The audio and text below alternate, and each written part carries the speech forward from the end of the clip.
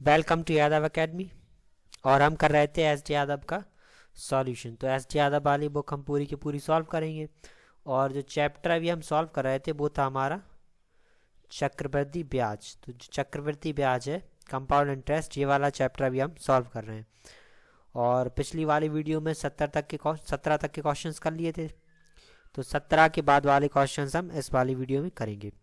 और जो हमारी बुक है वो है 2019 का एडिशन। जो सॉल्व कर रहे हैं वो है 2019 का एडिशन। तो अब क्वेश्चन देखते हैं।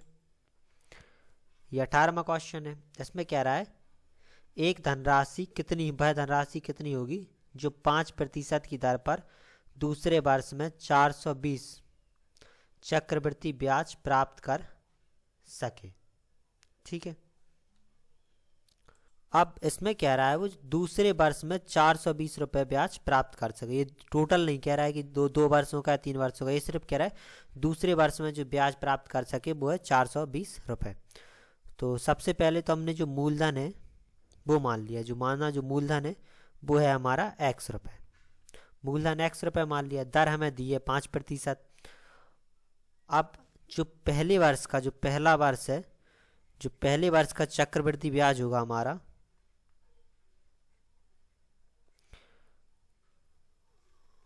वो क्या है, मूलधन हमने मान लिया x। मूलधन x मान लिया तो ये हो जाएगा हमारा x का 5%। तो x का 5% आएगा हमारा पहले वाले वर्ष का ब्याज। ठीक है। तो ये पहले वाले वर्ष का चक्रवृद्धि ब्याज आ गया x का 5%। अब जो दूसरे वर्ष का चक्रवृद्धि ब्याज होगा, जो चक्रवृद्धि ब्याज होता है वो हमेशा होता है ब्याज पर ब्याज। तो जो दूसरे वर्ष का चक्रवृद्धि ब्याज होगा वो तो पहले वर्ष में जितना ब्याज मिलता है वो होगा, प्लस जो पहले वर्ष में जितना ब्याज था उस पर भी ब्याज, यानी कि x के 5% पर भी 5% का ब्याज। तो ये आ जाएगा हमारा दूसरे वर्ष का चक्रवृद्धि ब्याज। तो पहले वर्ष का ब्याज था हमारा x का 5% हो जाएगा। जो साधारण ब्याज और चक्रवृद्धि ब्याज पहले वर्ष का हमेशा बराबर ही रहता है।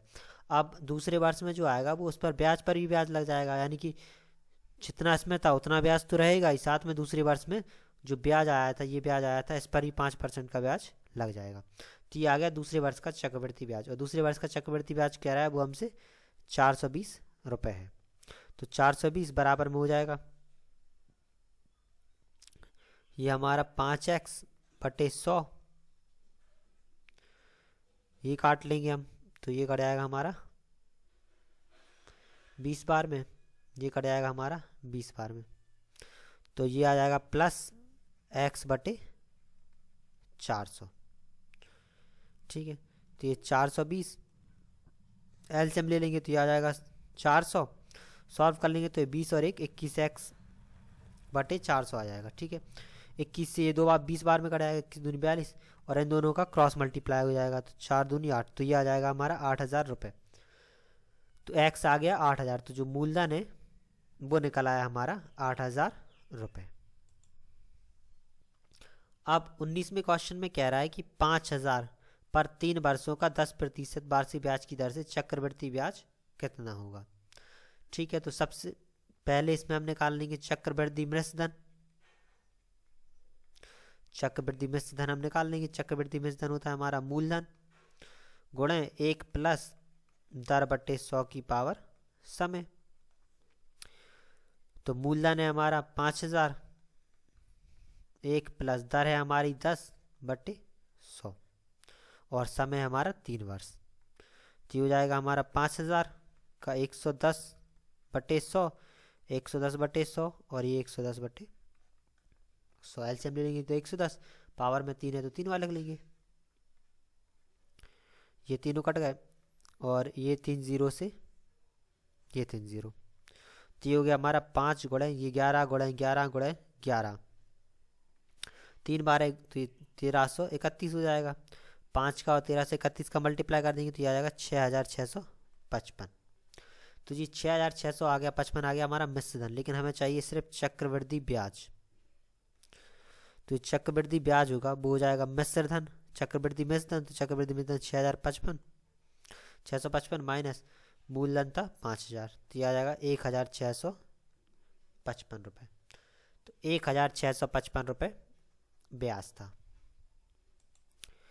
अब 20वें क्वेश्चन में कह रहा है एक राशि 8% प्रतिवर्ष चक्रवृद्धि ब्याज पर 2 वर्ष में 2916 हो जाती है, तो वही राशि 9% की प्रतिवर्ष वार्षिक ब्याज की दर से 3 वर्षों में ब्याज क्या होगा वो हमें निकालना है। ठीक है, तो सबसे पहले तो हम मूलधन निकाल लेंगे।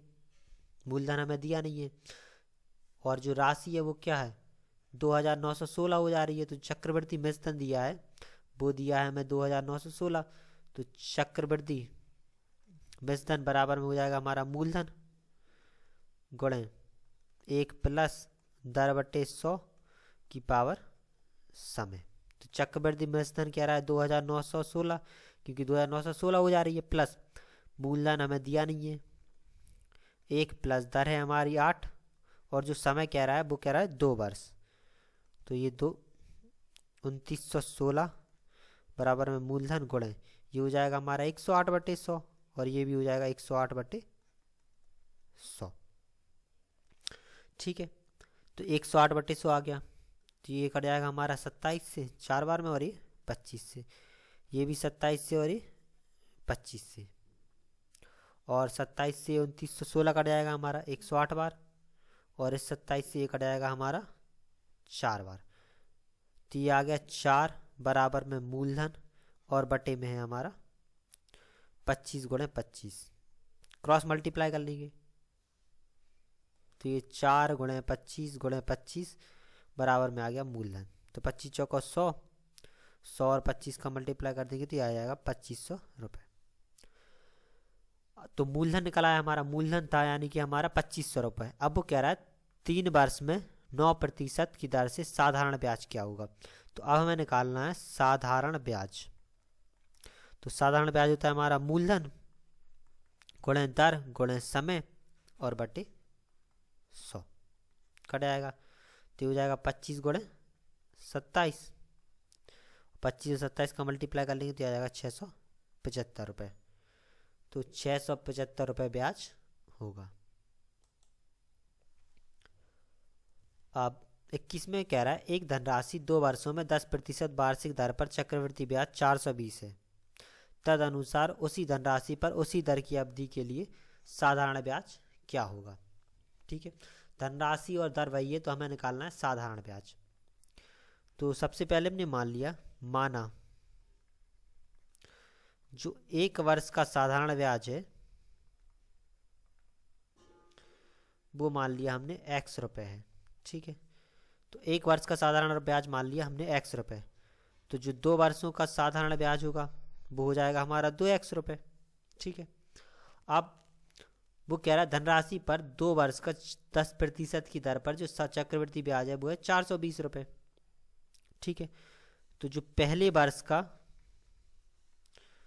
चक्रवृद्धि ब्याज होगा वो हो जाएगा हमारा x रुपये, क्योंकि पहले वर्ष का साधारण ब्याज चक्रवृद्धि ब्याज हमेशा बराबर होता है। तो पहले वर्ष का चक्रवृद्धि ब्याज हो जाएगा x रुपये। जो दूसरे वर्ष का चक्रवृद्धि ब्याज होगा वो हो जाएगा पहले वर्ष का ब्याज प्लस पहले वर्ष के ब्याज पर भी ब्याज। तो पहले वर्ष का ब्याज था x रुपये, तो x का भी 10%, क्योंकि दर 10 है। तो ये हो जाएगा x प्लस का x बटे 10। तो जो कुल चक्रवृद्धि ब्याज होगा वो हो जाएगा हमारा पहले वर्ष का ब्याज प्लस का दूसरे वर्ष का ब्याज। तो कुल चक्रवृद्धि ब्याज क्या रहा है वो 420 रुपये, पहले वर्ष का ब्याज x है, दूसरे वर्ष का ब्याज x प्लस का x बटे 10 है। ये आ गया। एलसीएम लेके सॉल्व कर लेंगे। एलसीएम लेंगे 10, इसके नीचे एक मान लिया 1, 20 और 1, तो ये आ जाएगा 21x। 21 से ये कट आएगा हमारा 2 बार में,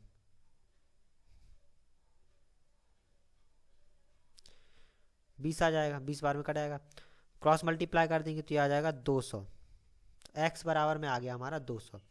तो 1 वर्ष का साधारण ब्याज आ गया हमारा 200 रुपये। तो वो पूछ रहा है उसी दर से उसी अवधि के लिए, यानी कि 10% की दर से और 2 वर्ष के लिए। तो 2 वर्ष के लिए हो जाएगा ये हमारा 400 रुपये। तो जो साधारण ब्याज होगा वो हो जाएगा 400 रुपये। अब कह रहा है किसी धनराशि पर 5% की दर पर 2 वर्ष का चक्रवृद्धि ब्याज 328 है, तो वह राशि कितनी है। ठीक है, तो जो चक्रवृद्धि मिश्रधन होता है वो होता है हमारा मूलधन गुणा 1 प्लस दर बटे 100 की पावर समय।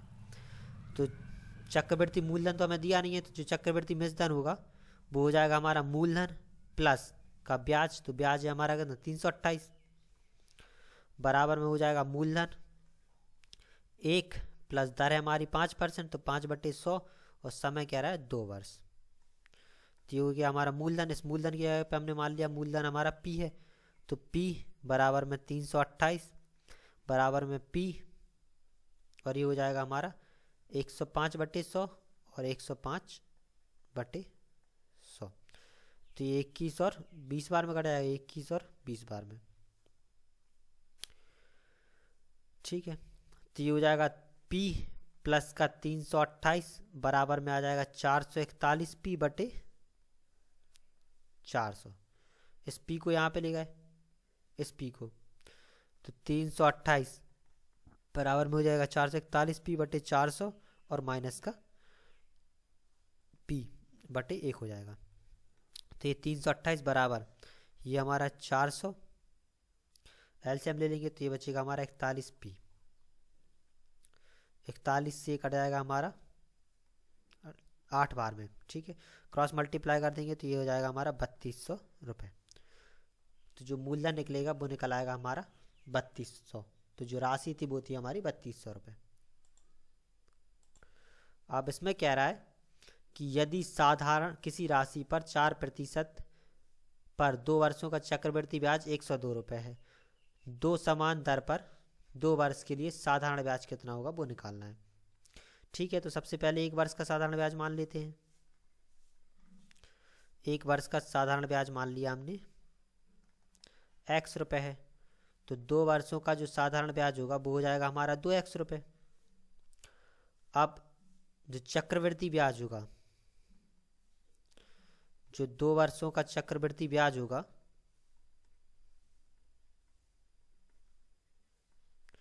वो हो जाएगा पहले वर्ष का ब्याज प्लस का दूसरे वर्ष का ब्याज। तो दोनों वर्षों का चक्रवृद्धि ब्याज क्या रहा है वो 102 रुपये है, और जो पहले वर्ष का ब्याज होगा वो हो जाएगा x रुपये, मूलधन बराबर होता है, और जो दूसरे वर्ष का होगा वो होगा x और प्लस का x का 4%। जो पहले वर्ष का ब्याज है वो x रुपये, क्योंकि पहले वर्ष का साधारण ब्याज चक्रवृद्धि ब्याज बराबर होता है। अब जो दूसरे वर्ष का होगा वो हो जाएगा x, यानी कि पहले वर्ष का ब्याज प्लस पहले वर्ष के ब्याज पर भी ब्याज। ये हो गया, ये 2 से और ये 50 से कट जाएगा, तो ये आ जाएगा 102 बराबर एलसीएम ले लेंगे तो ये आएगा 50, तो ये हो जाएगा हमारा 102x। 102 से 102 कट जाएगा तो ये आ जाएगा 50 बराबर x। x आ गया 50 रुपये, तो 1 वर्ष का साधारण ब्याज आ गया 50, तो 2 वर्ष का हो जाएगा ये हमारा 100 रुपये। जो साधारण ब्याज होगा वो होगा 100 रुपये। अब 24 में कह रहा है एक निश्चित अवधि के लिए 10% प्रति वर्ष की दर पर 1800 रुपये पर चक्रवृद्धि ब्याज 378 है, तो वर्षों में समय ज्ञात कीजिए। ठीक है, तो मूलधन है हमारा 1800, तो जो मिश्रधन होगा वो हो जाएगा 1800 प्लस का 378, तो हो जाएगा 2178 रुपये। और मिश्रधन बराबर होता है हमारा चक्रवृद्धि मिश्रधन बराबर होता है मूलधन ब्रैकेट में 1 प्लस r/100 की पावर टाइम। तो चक्रवृद्धि मिश्रधन है हमारा 2178, मूलधन है 1800 और 1 प्लस दर कह रहा है 10%, 10/100 की पावर t। ठीक है, तो 18 से कट जाएगा 100 बार में, 18 से कट जाएगा हमारा 121 बार में, तो हो जाएगा 121/100 बराबर में 110/100 की पावर t।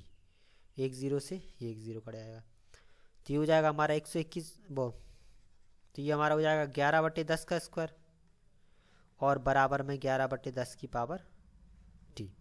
अब ये दोनों आधार समान है, यानी कि 11/10 और 11/10 है, तो जो इनकी घातें हैं वो भी समान होगी, तो t बराबर में आ जाएगा हमारा 2, यानी कि समय आ गया 2 वर्ष।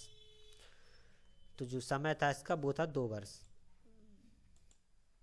अब इस क्वेश्चन में कह रहा है किसी धनराशि पर 2 वर्ष का चक्रवृद्धि ब्याज 615 है, उतनी ही अवधि के लिए साधारण ब्याज 600 है, तो मूल धनराशि ज्ञात कीजिए। तो सबसे पहले तो मान लिया जो मूलधन है वो है हमारा ₹p, ठीक है। अब उतनी ही अवधि यानी कि 2 वर्ष का जो साधारण ब्याज है वो है ₹600। जो 2 वर्षों का साधारण ब्याज है वो है ₹600, तो जो 1 वर्ष का साधारण ब्याज होगा वो हो जाएगा हमारा ₹300, ठीक है। अब 2 वर्ष का चक्रवृद्धि ब्याज कह रहा है ₹615 है, तो जो 2 वर्षों का चक्रवृद्धि ब्याज होगा वो हो जाएगा पहले वर्ष का ब्याज प्लस का दूसरे वर्ष का ब्याज। तो जो 2 वर्षों का चक्रवृद्धि ब्याज दिया है वो हमें दिया है 615, और पहले वर्ष का जो चक्रवृद्धि ब्याज होगा वो हो जाएगा पहले वर्ष के साधारण ब्याज के बराबर, यानी कि ₹300, प्लस जो दूसरे वर्ष का होगा वो होगा 300 पहले वर्ष का ब्याज प्लस कि पहले वर्ष की ब्याज पर भी ब्याज। तो दर हमें दिए नहीं है, तो R% मान लेंगे, R/100। तो ये हमारा हो जाएगा, जोड़ देंगे 600 इस तरफ आ जाएगा, तो 615 माइनस के 600 बराबर में आ गया 3R, तो 15 बराबर में आ गया 3R। तो जो रेट है वो आ गई हमारी 5%, तो दर निकल आई, यहाँ से दर आ गई हमारी 5%। अब जो 2 वर्षों का साधारण ब्याज दिया था हमें वो दिया था ₹600, दर निकल आई 5%, तो ब्याज बराबर होता है हमारा मूलधन गुणे दर गुणे समय और बटे 100। तो ब्याज है हमारा 600, मूलधन निकालना है हमें, जो दर थी वो आ गई हमारी 5% और जो समय था वो 2 वर्ष बटे 100। 5 से ये कट जाएगा 20 बार में और ये कट जाएगा 10 बार में, मल्टीप्लाई कर लेंगे तो ये आ जाएगा हमारा ₹6000। तो जो मूलधन है वो आ गया हमारा ₹6000। अब 26वां क्वेश्चन देखते हैं। इसमें कह रहा है वह एक धनराशि चक्रवृद्धि ब्याज पर 3 वर्षों में 3 गुनी हो जाती है, तदनुसार वह अपनी मूल राशि की 9 गुनी कितने वर्षों में हो जाएगी, ठीक है। तो सबसे पहले क्या कह रहा है, वो एक धनराशि चक्रवृद्धि ब्याज पर 3 वर्षों में 3 गुनी हो जा रही है, यानी कि गुनी कितनी 3 गुनी हो जा रही है, तो 3P यानी कि 3 गुना हो रहा है, तो प्रिंसिपल 3 गुना मूलधन 3 गुना हो गया। ये होता है मूलधन गुणे 1 प्लस दर बटे 100 की पावर समय, तो समय दिया है यहाँ पे हमें 3 वर्षों में हो रही है, ये P से P कट जाएगा, तो 3 बराबर में आ गया हमारा 1 प्लस R बटे 100 की पावर 3। ये तो हो गई पहली बात। अब उसके बाद कह रहा है तदनुसार वह अपनी मूल राशि की 9 गुनी कितने वर्षों में हो जाएगी। तो अब वो हमसे पूछ रहा है कि जो 9 गुनी है वो कितने वर्षों में हो जाएगी, तो 9 गुनी मिश्र धन हो गया बराबर मूलधन गुणे 1 प्लस दर आ रही रहेगी बटे 100, और समय हमसे पूछ रहा है कितने वर्षों में, ये आ गया। ये P से यहाँ पे P कट जाएगा, तो 3² बराबर में आ गया 1 प्लस R बटे 100 की पावर T। ये आ गया हमारा 3, और ये यहाँ पे 3 था, तो इस 3 की वैल्यू हम यहाँ पे रख सकते, तो ये हो जाएगा 1 प्लस R बटे 100 की पावर 3 है, और इस पर क्या है स्क्वायर, तो घात के ऊपर घात बराबर में ये हो जाएगा 1 प्लस R बटे 100 की पावर T, ठीक है। तो ये हमारी घात के ऊपर घात है, तो ये हमेशा गुणा हो जाता है, तो 1 प्लस R बटे 100 ये हो जाएगा 3 × 2, तो ये हमारा आ जाएगा 6, और ये हो गया 1 प्लस R बटे 100 की पावर T।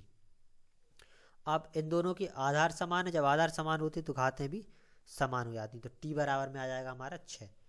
तो जो समय है वो आ जाएगा हमारा 6 वर्ष। एक तो हम ऐसे कर सकते, दूसरा इसी सवाल को एक तरीके से और कर सकते हैं, जैसे यहाँ पे दिया है कि 3 वर्षों में 3 गुनी हो जा रही है, यानी कि 3 वर्षों में ये हमारी क्या 3 गुनी हो जा रही है, और हमसे वो पूछ रहा है कि भाई अपने मूल राशि की 9 गुनी कब होगी। तो 9 गुनी के लिए, तो 9 गुनी कितने वर्षों में होगी, यानी कि T2 टाइम निकालना है। मान लो T2 वर्षों में 9 गुनी होगी, ठीक है। तो इसे भी हम 3 के फॉर्म में तोड़ तोड़ देंगे तो ये हो जाएगा 3 का स्क्वायर, ठीक है। 3 का स्क्वायर हो जाएगा। अब जो समय निकालते वो निकालते T2 बराबर में T1 इंटू ए। यहाँ पे ए से मतलब है ये 3 की पावर कितनी गुनी हो रही है, यानी कि इससे यहाँ पे पावर में 2 है तो ये हो जाएगा 2। तो जो समय आएगा वो आ जाता है हमारा T2 यानी कि T1 यानी कि 3 वर्ष। ये पहला वाला समय, ये हमारा T1 और ये T2। T2 बराबर T1 इंटू ए। यहाँ पे आ जाएगा हमारा 2, ये हो जाएगा 6 वर्ष। या फिर इसे एक बार और देखते हैं।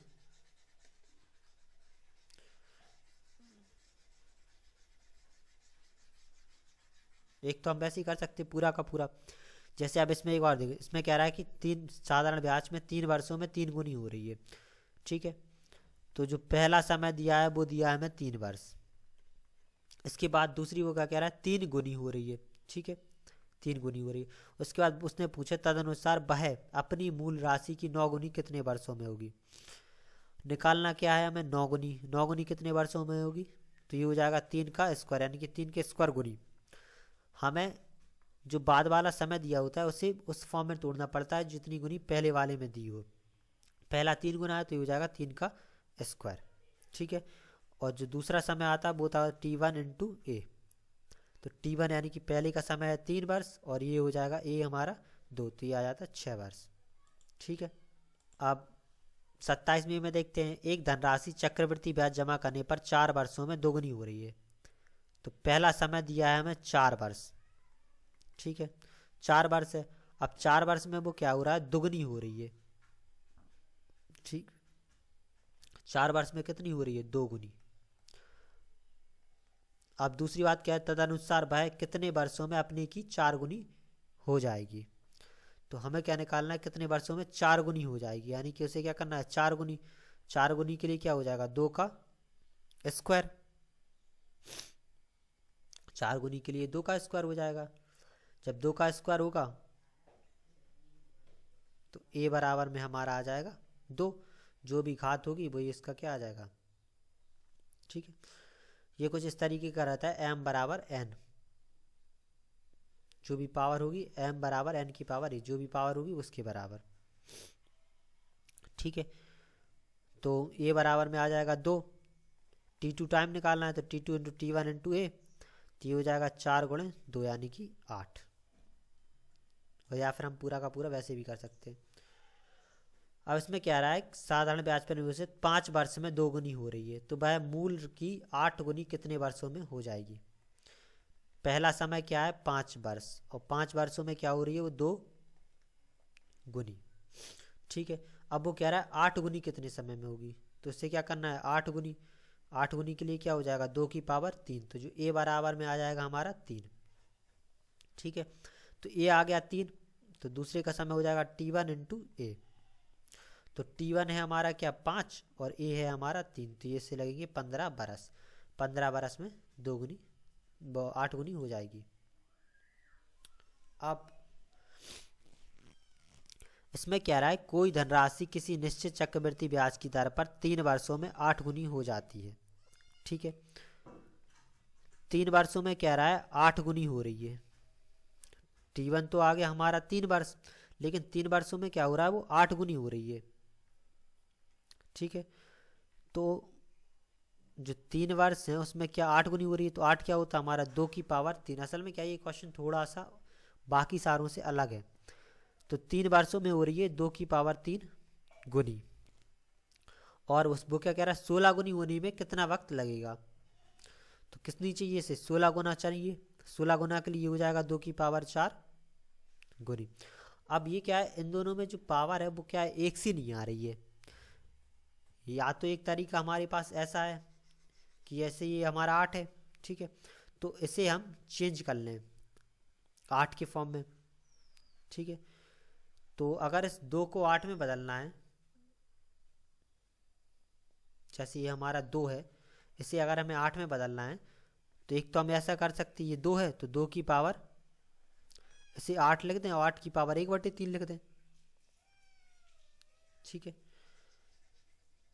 जैसे ये है हमारा, इसमें अगर हम 3 से भाग कर दें और 3 से गुणा कर दें कोई फ़र्क पड़ेगा? कुछ नहीं। तो ये हो जाएगा हमारा 2 की पावर 3 की पावर 4/3, 3 से 3 कट जाएगा तो ये हमारा हो जाएगा यहाँ पे 8, तो 8 की पावर 4/3। तो यहाँ पे जो ए निकला हमारा वो निकलेगा 4/3। ठीक है, क्योंकि जो गुना चेंज में करते हैं वो बराबर में चेंज करते हैं, यानी कि यहाँ पे 8 गुनी हो रही थी तो यहाँ पर भी यहाँ पे 8 की पावर में होना चाहिए, 2 की पावर में नहीं। तो ये आ गया।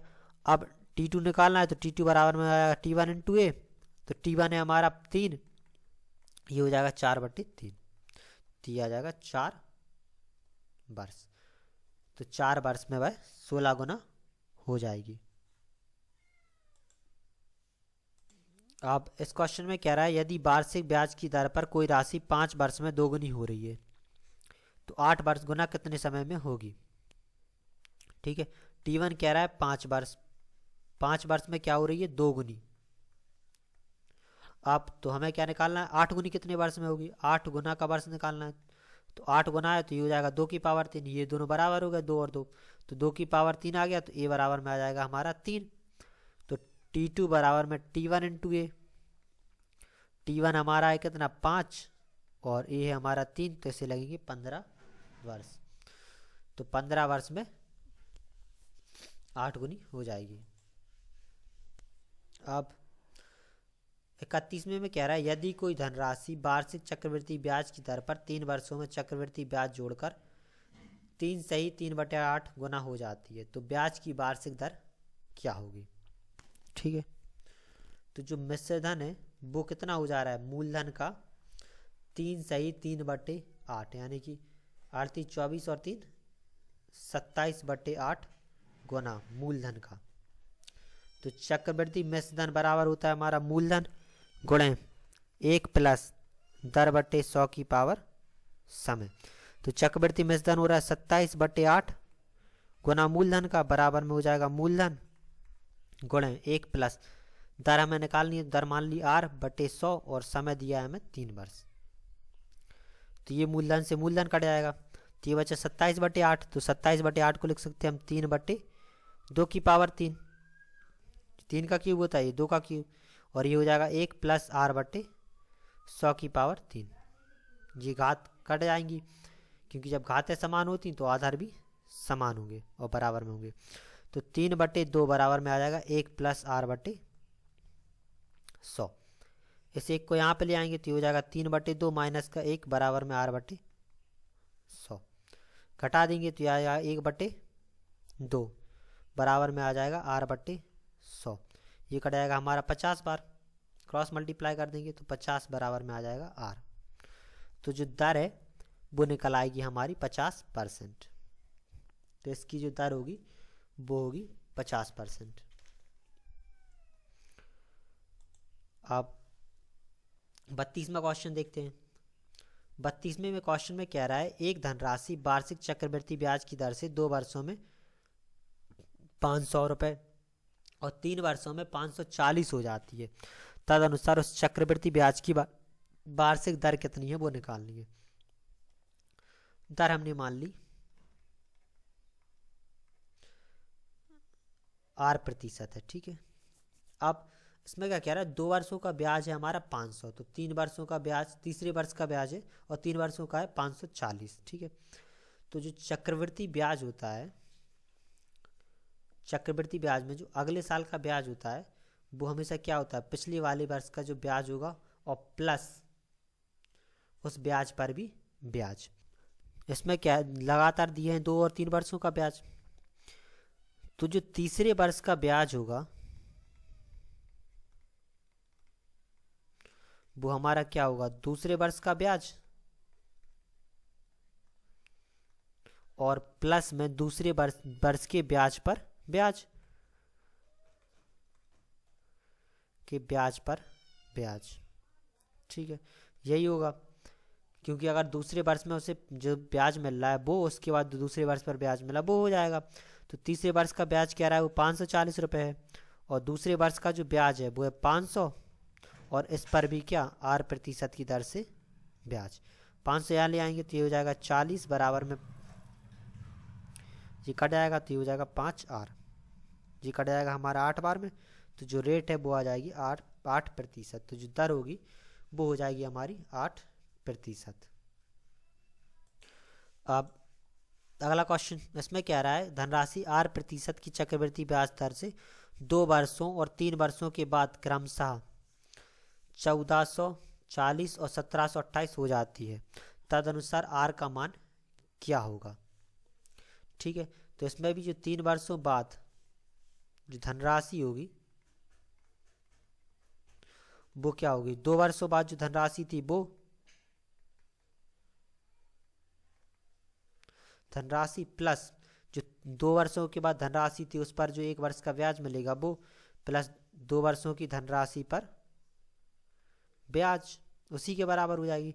तो 3 वर्षों की धनराशि है 1728 रुपये, और 2 वर्षों की थी 1440, और 1440 पर जो ब्याज मिलेगा वो हो जाएगा 1 0 से 1 0 कट जाएगा, 1728 में 1440 घटा देंगे, घटाने पे आ जाएगा ये हमारा 288 बराबर में 144 R/10। तो 144 से ये कट जाएगा हमारा 2 बार में मल्टीप्लाई कर देंगे तो 20 बराबर में आ जाएगा R। तो जो दर होगी वो होगी 20%। अब अगला देखते हैं, 34वां क्वेश्चन भी इसी तरीके से है। एक धनराशि चक्रवृद्धि ब्याज पर 4 वर्षों में इतनी और 5 वर्षों में इतनी हो रही है। ये क्या, जब भी लगातार दिए हो, ब्याज दिया हो या मिश्रधन दिया हो तो वो इसी तरीके से होते। ठीक है, तो जो 5वें वर्ष का मिश्रधन होगा वो बराबर में हो जाएगा चौथे वर्ष का मिश्रधन, और प्लस जो 4 वर्षों बाद उस पर ब्याज मिलेगा, यानी कि जो 5वें वर्ष का ब्याज होगा और जो 4 वर्ष पर ब्याज, मिश्रधन पर ब्याज, उसके बराबर हो जाएगा। अब तो जो 5वें वर्ष का है वो कितना दे रहा है, 3936।